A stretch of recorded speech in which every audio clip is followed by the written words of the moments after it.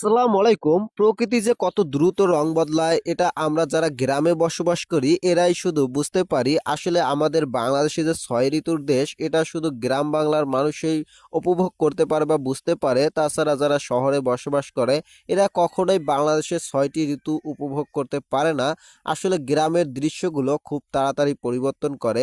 প্রাকৃতিক রং এতটাই দ্রুত পরিবর্তন হয়, প্রাকৃতিক দৃশ্যগুলো এতটাই সৌন্দর্য, একেক সময়ে একেক রকমের দৃশ্য গ্রামে থাকলে আসলে উপভোগ করা যায়।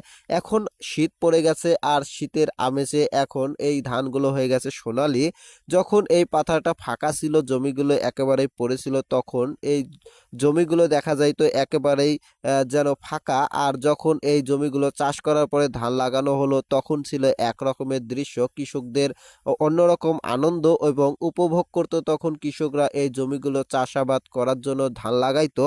তো এরপরে যখন প্রথম টিপ এবং দ্বিতীয় টিপ সার দেওয়া হলো এই জমিগুলোতে, তখন এই জমিগুলো একেবারেই সবুজ হয়ে গেল। যেদিকেই তাকানো যাইতো সেদিকেই শুধু সবুজ আর সবুজ। এখন আবার এই জমিগুলো হয়ে গেছে সোনালী রঙের। আমরা যে বাংলাদেশে বসবাস করি এটাই হচ্ছে আমাদের সবচাইতে সৌভাগ্য যে আমরা বিভিন্ন রকমের প্রাকৃতিকের দৃশ্য দেখতে পারি। তবে এটা শুধু গ্রাম অঞ্চলের জন্যই।